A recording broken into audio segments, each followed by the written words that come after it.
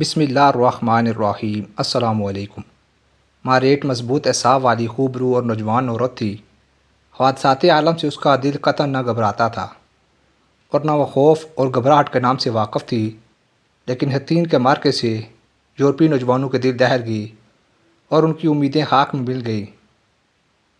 اس خوفناک مارکے نے یورپی جنگجوؤں کو چکی کے پاٹوں میں پیسنے والے دانوں کی طرح پیس کر رکھ دیا اور دنیا بھر کے سرماؤں کو یوں چکرا دیا کہ انہیں پاؤں پر ٹھہرنے کی سکت نہ رہی۔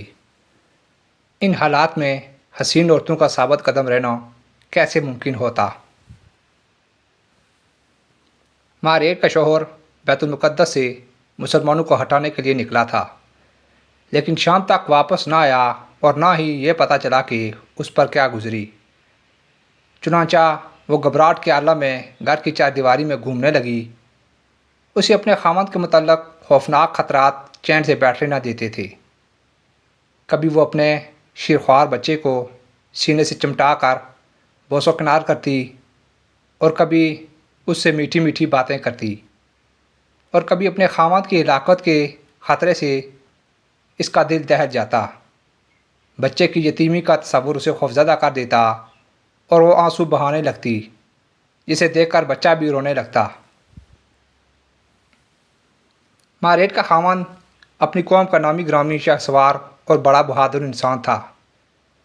ماریٹ کا شوہر مذہبی طور پر ایسا کٹر انسان تھا کہ صلیب کی محبت کو اپنی طبعی محبت پر ترجیح دیتا اور خواہشمند رہتا کہ صلیبیوں کا پرچم سر بلند رہے۔ چنانچہ جہاں کہیں صلیب و حلال کا مارکہ رونما ہوتا، یہ سب سے پہلے پہنچتا اور بیوی کی محبت مذہب کی محبت کے آڑے نہ آتی۔ دروازہ کھٹکا تو ماریٹ کا دل دھڑکنے لگا۔ وہ موہوم خطرہ، موت اور خوشخبری کے درمیان تصوراتی کشمکش میں مبتلا ہو گئی۔ اس نے ڈرتے ڈرتے دروازہ کھولا تو اس کا خاوند صحیح سلامت اندر داخل ہوا۔ اس نے ماریٹ کو بازو میں لے کر سینے سے لگا لیا اور فتح کی خوشخبری دینے لگا۔ وہ بتانے لگا کہ یسوع مسیح نے اپنے منکروں کو واپس دھکیل دیا ہے اور وہ سر پر پاؤں رکھ کر یوں بھاگے کہ چھپنے کو جگہ نہ ملی۔ ماریٹ، تیرے اس وطن میں ہمیشہ مسیحیت کا پرچم ہی لہرائے گا۔ ماریٹ، کاش کہ تو اس منظر کو دیکھتی جب ہمارے نوجوان شہر کے فسیلوں سے دشمن پر پتھر پھینک رہے تھے۔ کاش کہ القدس کے باقی ماندہ نوجوان موجود ہوتے تو انہیں بھی پتہ چلتا کہ جنگ کس طرح لڑی جاتی ہے۔ صلیب کیوں نہ مقدس رہے گی؟ مسیحیت کا جھنڈا کیوں نہ سر بلند رہے گا؟ میاں بیوی جشن منانے کے لیے گرجا گھر کی طرف روانہ ہوئے۔ راستے میں ماریٹ کا شوہر مسلمانوں کی وحشت اور درندگی کے افسانے سنانے لگا کہ یہ لوگ دشمنوں کا خون پی لیتے ہیں اور گوشت کھا جاتے ہیں۔ ان کا بادشاہ صلاح الدین ایوبی بڑا خونخوار اور ظالم حکمران ہے۔ اس کے علاوہ وہ سب کچھ بیان کرنے لگا جو ان کے مذہبی پیشواؤں اور پادریوں نے مسلمانوں کے خلاف پھیلا رکھا تھا۔ جوں جوں ماریٹ کے کانوں میں یہ داستانیں پہنچتی، اس کا دل بیٹھنے لگتا۔ وہ اپنے بچے کو سینے سے لگا کر دعا مانگتی کہ خداوند یسوع مسیح اسے اور اس کے باپ کو ان درندوں سے پناہ میں رکھے۔ جشن فتح منانے کے بعد واپس گھر لوٹے تو ماریٹ کے تصور میں دنیا کائنات صلیب کے سامنے سرنگوں ہو گئی اور حالات و واقعات نے مسیحیت کی خواہشات کے مطابق اس کے حق میں فیصلہ دے دیا۔ وہ عالم تصور میں دیکھنے لگی کہ مساجد کے مینار زمین بوس ہیں اور عیسائیت کا پرچم لہرا رہا ہے۔ وہ سمجھنے لگی کہ آج کے بعد کسی مسجد کے مینار سے اذان کی آواز نہ سنی جائے گی اور اب میرا خاوند صلیبی افواج کا اعلیٰ کمانڈر بن جائے گا۔ انہی حسین تصورات میں اسے نیند آ جاتی ہے، لیکن چند لمحات میں تصورات کی عالی شان محلات یوں ریزہ ریزہ ہو گئی جیسے طاقتور شاہین کے پر سے چڑیا کا کمزور گھونسلہ ریزہ ریزہ ہو جاتا ہے۔ اس کے کانوں میں مردوں اور عورتوں، بچوں اور بوڑھوں کی چیخیں پڑ رہی ہیں۔ وہ دہشت زدہ ہو کر بستر سے اچھلی اور بیٹے کو اٹھا کر خامد کے بستر کی طرف لپکی، لیکن وہ موجود نہ تھا۔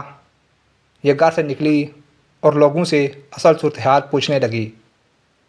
انہوں نے بتایا کہ صلاح الدین آیا ہے اور اس نے القدس کا چکر لگا کر جبل زیتون پر پڑاؤ ڈالا ہے اور شہر پر اتنا زوردار حملہ کیا ہے کہ سیسا پلائی ہوئی فصیل کی بنیادیں ہل گئیں، اور اس کے فاج قہرہ نے توپوں اور منجنیقوں سے یوں گولہ باری کی ہے کہ گویا آگ کا لاوا اوپر سے نیچے کی طرف آ رہا ہے۔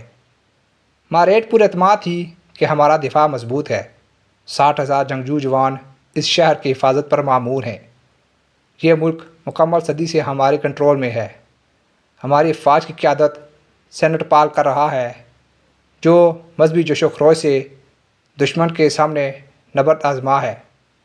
لیکن صورتحال مایوس کن ہو گئی اور دل خوف سے دہلنے لگا۔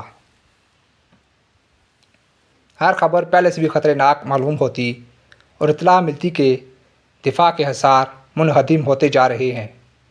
کچھ وقت گزرنے کے بعد اطلاع ملی کہ القدس کے در و دیوار پر سفید پرچم لہرا رہے ہیں اور صلیبیوں نے مسلمان سپہ سالار کے سامنے سر اطاعت خم کر دیا ہے اور مسلمانوں سے معاہدہ کر لیا ہے کہ ان میں جو کوئی یہاں رہنا چاہے اسے سلطان صلاح الدین کا محکوم بن کر رہنا ہوگا۔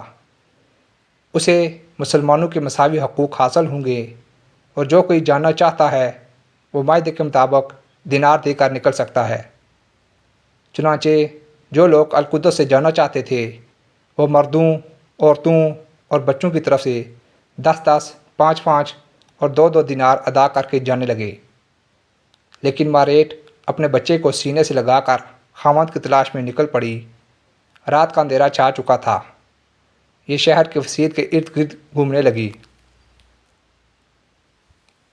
اسے اسلامی فوج اس شان سے داخل ہوتی نظر آئی کہ روشن قندیلیں ان کے ہاتھوں میں تھیں اور وہ فتح کا طبل بجا رہے تھے۔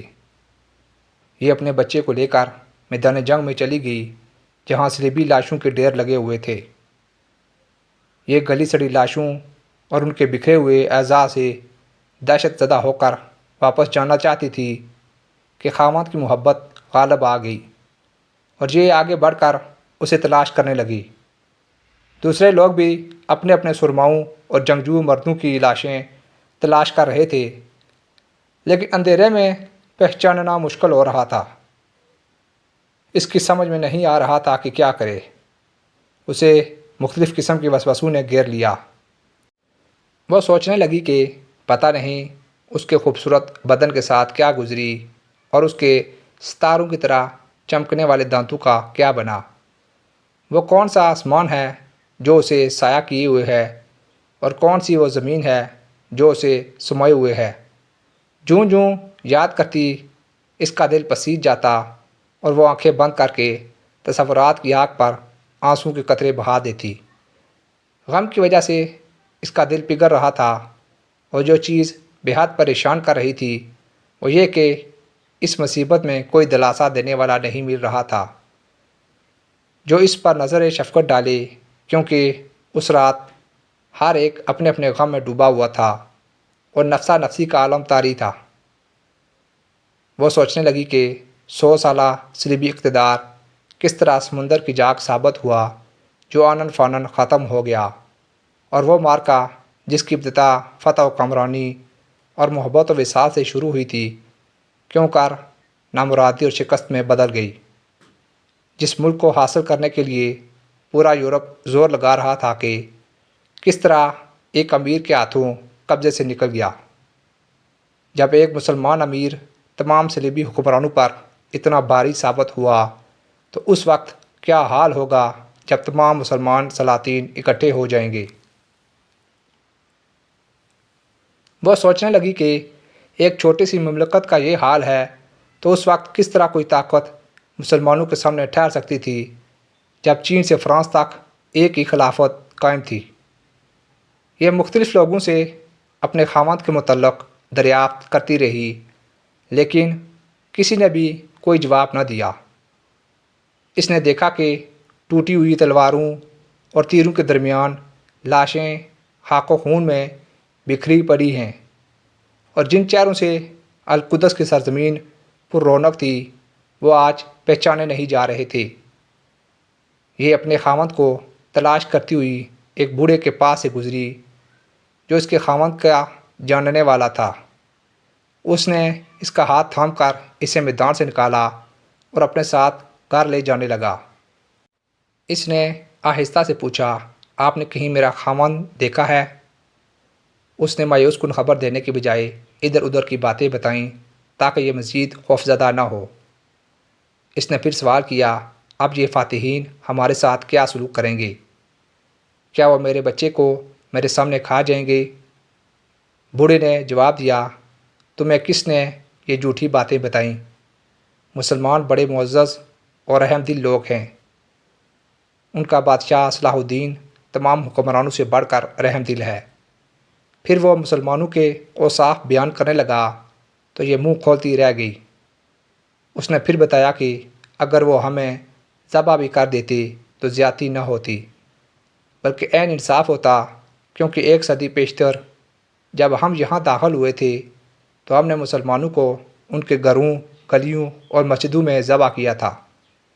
اس دن ہم نے 70,000 بے گناہ مسلمان بچوں، عورتوں اور بوڑھوں کو قتل کیا تھا، یہاں تک کہ وہ ہم سے بچنے کے لیے فصیلوں سے زمین پر چھلانگیں لگا رہے تھے۔ اس دن ہماری درندگی پر کسی نے انکار نہ کیا اور نہ کسی کا دل پسیجا۔ صبح ہوئی تو ماریٹ کو یوں محسوس ہوا کہ اس کا جگر جل رہا ہے اور جدائی کا خنجر اس کی پسلیوں کو چھید رہا ہے اور کوئی گتھی سلجھ نہیں رہی۔ وہ گھبرا کر اپنی پڑوسنوں کے پاس چلی گئی جو بھیانک صورتحال کا غور سے مشاہدہ کر رہی تھی کہ اچانک القدس نعرہ تکبیر سے گونجنے لگا۔ مسلمانوں اور عیسائیوں کے گروہ اکٹھے ہو گئے۔ مسلمان نعرہ تکبیر لگاتے اور عیسائی روتے اور واویلا کرتے۔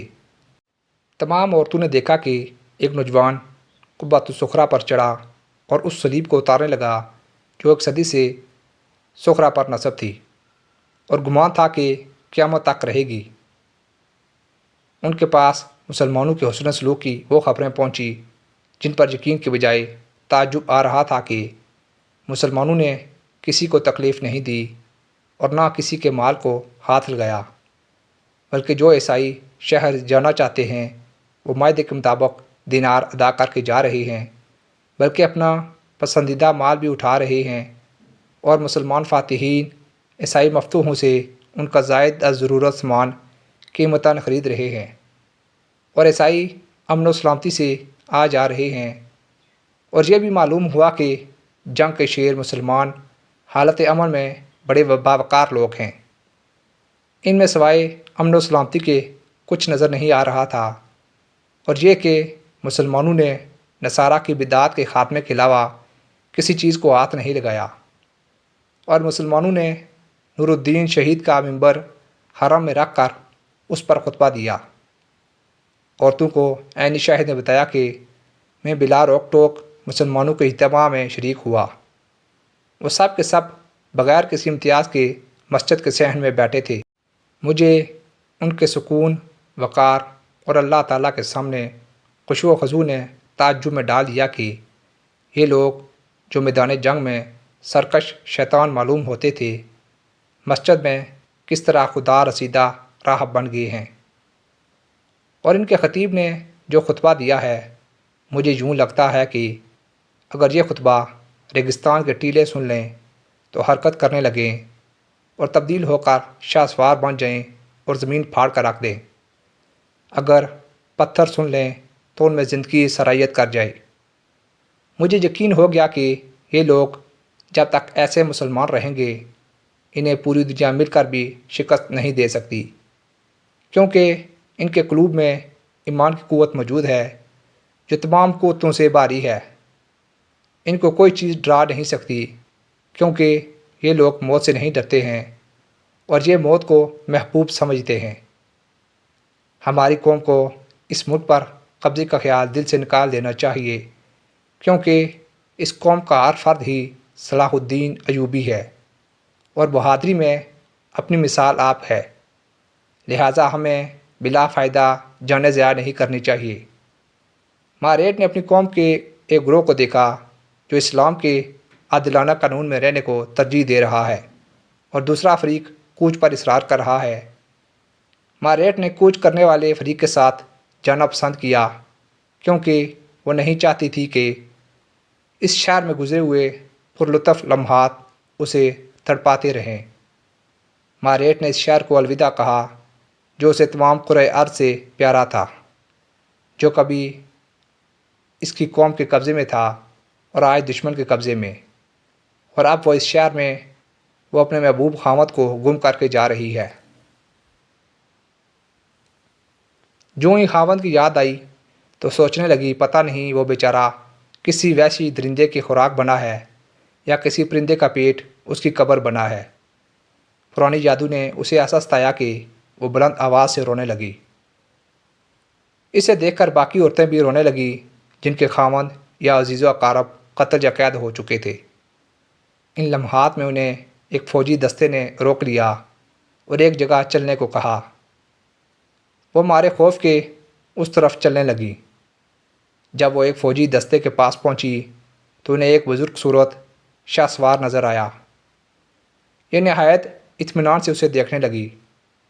جب ان کے کانوں میں یہ آواز پڑی کہ یہی سلطان صلاح الدین ہے تو ان کے دل پسیوں میں چلے گئے۔ ماریٹ نظریں چرا کر اس کی طرف دیکھنے لگی۔ اس کے چہرے پر نور، ہیبت اور رعب و جلال کے سوا کچھ نظر نہ آیا۔ سلطان صلاح الدین ایوبی نے عورتوں سے پوچھا، کیوں رو رہی ہو؟ ایک عورت نے بتایا کہ ہمارے عزیز و اقارب آپ کی قید میں ہیں اور ہمارے خاوند۔ یہ کہہ کر وہ پھوٹ پھوٹ کر رونے لگیں۔ ان کے ساتھ ہی نرم دل فاتح بھی رونے لگا اور اس نے ان کے قیدی چھوڑنے کا حکم دے دیا۔ انہیں حسب ضرورت مال و اسباب اور سامان خرد و نوش اور سواریاں دے کر روانہ کر دیا۔ جب ماریٹ نے اپنے محبوب خاوند کو صحیح سلامت دیکھا تو سب مصیبتیں اور تھکاوٹیں دور ہو گئیں۔ بدبختی اور شکست کے صدمات بھول گئی۔ خوشی سے آنکھوں میں آنسو بھر آئے۔ وہ لوگوں کے سامنے ہی اپنے خاوند سے لپٹ گئی۔ اسے یہ خیال بھی نہ آیا کہ لوگ کیا کہیں گے۔ صلاح الدین کے عفو درگزر نے ہر مرد و زن کو اس کے عزیزوں کے ساتھ ملا دیا۔ اب یہ سارے مل کر طرابلس کی طرف روانہ ہو گئے۔ اب ان کے سینوں میں خوشی اور ناامیدی، میدان جنگ کی شکست اور قیدیوں کی رہائی میں کامیابی، فاتحین سے بغض اور ان کی نیکی کے شکریہ جیسے جذبات کا تلاطم برپا تھا۔ ماریٹ کے دل میں اس حسن سلوک کے اعتراف کا داعیہ پیدا ہوا اور اسے سلطان صلاح الدین ایوبی میں وہ شرافت نظر آئی جو اپنی قوم کے مردوں میں نہیں تھی۔ وہ چاہتی تھی کہ اس سے محبت کرنے لگی، لیکن مذہبی تعصب آڑے آیا۔ وہ اس عظیم انسان کی کمزوریاں تلاش کرنے لگی کہ اسے کوئی خامی نظر آ جائے جو بغض کا جواز بن جائے۔ پھر وہ سلطان صلاح الدین اور اپنے روحانی پیشوا پاپا اعظم کے کردار کا موازنہ کرنے لگی جو گرجاؤں کے خزانے خالی کر کے تمام سونا چاندی اپنے ساتھ لے جا رہا تھا، اور اس کے پاس اتنے اثاثے تھے کہ قافلے کے ہر مرد و زن اس سے گزر اوقات کر سکتے تھے، لیکن وہ کسی ضعیف مرد و عورت کو ایک پائی بھی نہیں دے رہا تھا جس سے وہ ایک دن کا کھانا خرید سکیں۔ وہ یاد کرنے لگی کہ صلاح الدین نے باوجود معاہدے کے عیسائیوں کو اپنا مال و اسباب اٹھا کر لے جانے کی اجازت دے دی تھی۔ پھر وہ اپنی قوم کی وعدہ خلافیاں، معاہدوں کی بے حرمتی یاد کرنے لگی اور آرزو کرنے لگی کہ کاش وہ مسلمان ہوتی۔ سینوں میں موزن ہونے والے جذبات کی لہریں عجیب و غریب منظر پیش کر رہی تھیں جن میں ماؤں کی ممتا اور ان کا احسار بھی تھا، صبر بھی تھا اور سچائی بھی تھی اور جھوٹی نمود بھی۔ اس میں یسوع مسیح کے نائب اور خلیفہ پوپ اعظم کی زاہدانہ زندگی کا بھنڈار بھی پھوٹ رہا تھا، جو مال تو اس لیے جمع کرتا ہے کہ غربا و مساکین کی مدد کرے، لیکن وہ اکیلا ہی کھاتا جا رہا تھا۔ صحرا میں چلتا ہوا یہ قافلہ بے سر و سامانی کی حالت میں طرابلس پہنچا۔ کئی ساتھی بھوک اور پیاس سے زندگی کی بازی ہار چکے تھے۔ جب یہ قافلہ طرابلس کے مرکزی دروازے پر پہنچا تو عیسائی امیر نے دروازہ بند کروا دیا تاکہ آنے والے اندر داخل نہ ہو سکیں۔ پھر اس نے قافلے کو لوٹنے کے لیے ڈاکو بھیج دیے، جن کے مقابلے کے لیے قافلے کے جوان نکلے تاکہ اپنا مال و اسباب بچا سکیں، لیکن ڈاکو نے ان کو قتل کر دیا۔ مقتولوں میں ماریٹ کا شوہر بھی تھا۔ باقی بچا کھچا قافلہ واپس بیابان میں یوں پھرنے لگا جیسے سمندر کی لہروں میں کشتی پھرتی ہے۔ اکثر لوگ تو واپس ارض اسلام میں لوٹ آئے اور امن و سلامتی اور آزادی سے رہنے لگے، اور کچھ لوگ انطاکیہ کی طرف روانہ ہو گئے۔ ماریٹ بھی گمسم ان کے ساتھ چلتی پھرتی رہی۔ جب وہ انطاکیہ پہنچے تو انطاکیہ والوں نے انہیں بھگا دیا۔ پھر وہ واپس ارض اسلام میں آ گئے، اس یقین کے ساتھ کہ اس دنیا میں امت محمدیہ کے علاوہ کوئی شریف اور نبیل قوم نہ ہوگی۔ البتہ ماریٹ تھک ہار کر اپنی جگہ پر لیٹ گئی، کیونکہ اس کے ہاتھ پاؤں تھکاوٹ کی وجہ سے پھول چکے تھے اور چلنے کی طاقت نہ رہی تھی۔ تھوڑی دیر بعد انطاکیہ سے اس کا ہم مذہب عیسائی نوجوان آیا اور اس سے غم خواری کرتا ہوا اپنے خیمے میں لے گیا، جو سیل سمندر پر واقع تھا۔ ماریٹ وہاں پہنچتے ہی تھکاوٹ کی وجہ سے لیٹ گئی۔ تھوڑی دیر بعد اسے اپنے ارد گرد ہونے والے شور و غل نے جگا دیا۔ اس نے سنا کہ ایک آدمی اپنے ساتھی سے کہہ رہا ہے، ہم تجھے اس عورت کے پاس اکیلا نہیں چھوڑیں گے، یہ خوبصورت عورت ہمیں ملی ہے۔ پہلا جواب دیتا ہے، یہ میرا شکار ہے، میں نے اسے شکار کیا ہے۔ ماریٹ سمجھ گئی کہ اختلاف میرے متعلق ہی ہے اور میری عزت و آبرو پر جھگڑا ہو رہا ہے۔ وہ اپنے ماضی کو یاد کرتی ہے کہ ایک تو خاوند مارا گیا، ساتھی تتر بتر ہو گئی اور آج عزت بھی برباد ہونے کو ہے۔ وہ غضبناک لہجے میں بولی، افسوس اہل یورپ، کیا یہ ہے تمہارا دین، اور یہ ہے تمہاری انسانیت، اور یہ ہے تمہاری شرافت اور مروت؟ وہ دونوں کہکے لگا کر ہنستے ہیں۔ ماریٹ کا غصہ بھڑک اٹھتا ہے اور چلا کر کہتی ہے، میں تم سے کس زبان میں گفتگو کروں؟ کیا میں تمہیں انسانیت کی زبان سمجھاؤں جبکہ تم درندے ہو جنہوں نے بنی آدم کی کھال پہنی ہوئی ہے؟ یا مروت اور شرافت کی زبان میں خطاب کروں جبکہ تم اس کی حدود کو پامال کر چکی ہو اور وہ تمہارے اندر نظر نہیں آ رہی؟ تم پر ہلاکت ٹوٹ پڑے۔ تمہیں شرم نہیں آتی کہ یہ مسلمان تمہارے دشمن ہو کر بھی تمہاری عورتوں کی آبرو پر ڈاکہ نہیں ڈالتے اور شفقت و مہربانی سے پیش آتے ہیں اور تمہاری عزتوں کے تم سے زیادہ محافظ ہیں؟ وہ تم سے زیادہ شرافت اور فضیلت والے ہیں۔ وہ یسوع مسیح کی ہدایات پر تم سے بڑھ کر عمل کرنے والے ہیں۔ تم میں نہ تو شرم و حیا نام کی کوئی چیز ہے اور نہ شرافت کا مادہ ہے۔ نہ تم مسیح کے امتی ہو نہ محمد کے، بلکہ تم شیطان کے چیلے ہو، اور محمد کے امتی مسیح اور محمد دونوں کے امتی ہیں۔ وہ شرافت اور بزرگی کے پیکر اور انسانیت کا نچوڑ ہے۔ تم ان پر کبھی غالب نہیں آ سکتے۔ مستقبل ان کا ہے، فتح و نصرت ان کا مقدر ہے۔ تم ان سے ارض مقدس نہیں لے سکتے۔ وہ تم سے زیادہ یسوع کے وفادار ہیں۔ ان میں انسانیت کوٹ کوٹ کر بھری ہوئی ہے اور تم پر لعنت ہو۔ بربادی اور رسوائی تمہارا مقدر ہے۔ وہ دونوں پہلے سے زیادہ ہنسنا شروع کر دیتے ہیں۔ یہ چاروں طرف نظر دوڑاتی ہے کہ شاید کوئی مددگار مل جائے، مگر کہاں؟ جس شہر میں غیرت مند مسلمان نہ ہو، وہاں عزت کی پاسبانی کیوں کر ہو سکتی ہے؟ وہ دونوں سرخ آنکھوں کے ساتھ اس پر جھپٹنے والے تھے کہ اس نے اپنے بچے کو سمندر میں پھینک کر خود بھی چھلانگ لگا دی۔ خاموش سمندر سے پانی کے دو چھال ابھرے، جن میں مظلومہ کے سینے سے نکلی ہوئی سرخ لعنت نمودار ہوئی اور ان ظالم سامراجیوں پر پڑ گئی۔